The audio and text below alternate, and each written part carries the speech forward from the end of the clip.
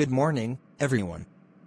Today, we're debating the ethical dilemma at Penn State. Let's get into it. Samir, what's your position? I think that Paterno's actions can be defended on deontological grounds. His actions met his legal obligations, and that's a duty in itself. Is that how you see it? Not at all. I completely disagree. From a deontological perspective, Paterno failed to fulfill his ethical duties. Ethically, the higher duty was to protect the children from harm. I'm confused. Can we go through the process together? Sure, let's start with the first part of the theory, identifying the act. Paterno reported the allegations to his superiors, fulfilling his responsibility to the chain of command. Isn't that enough? When you look at the totality of the circumstances, the act itself wasn't enough to meet the burden. Reporting to superiors wasn't the end of his duty.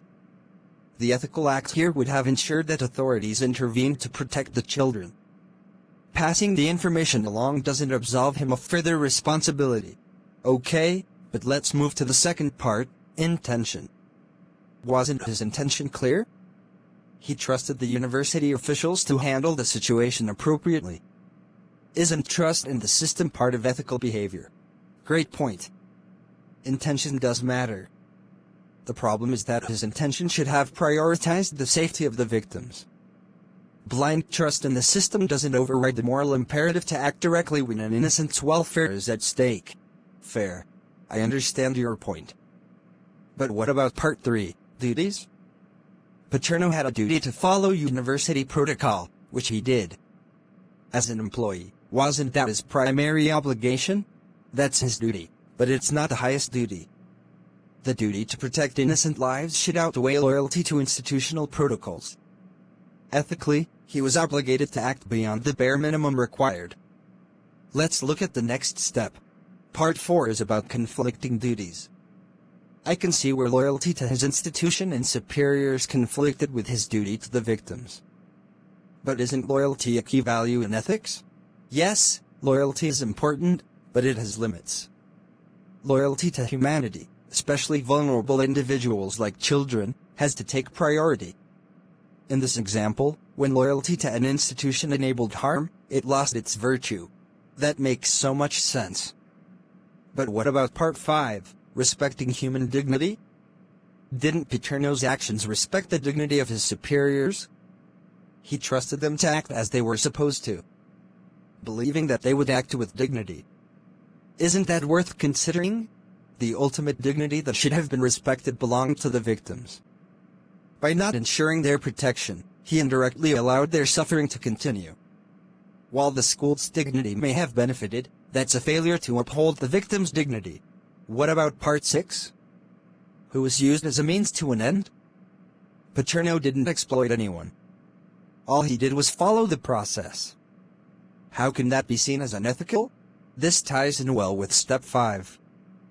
By not acting decisively, he inadvertently prioritized the institution's reputation over the victims. The suffering of the victims was sidelined to protect the football program. That's using them as a means to an end. Lastly, part 7, the categorical imperative. If everyone acted like Paterno and simply reported to superiors, wouldn't that create consistency? Consistency, yes, but at what cost? Spread out, his behavior would lead to a system where serious crimes may go unreported, be underreported or mishandled, leaving victims unprotected. That's definitely not an ethical standard we should accept. So, you're saying Paterno should have gone beyond his legal duty and taken matters into his own hands? Yes, but not exactly his own hands. Paterno should have ensured that the proper uninterested third party, law enforcement, was made aware. The deontological process isn't about doing the minimum. It's about acting in accordance with the highest ethical principles. In this case, protecting children was the supreme duty. I understand. Paterno met his legal obligations, not his ethical ones, and vulnerable individuals were left unprotected. This debate has definitely made me think. Excellent debate. The class has benefited from this exchange. Ethical dilemmas are rarely black and white, but the framework helps us make sense of them. Thanks for the discussion.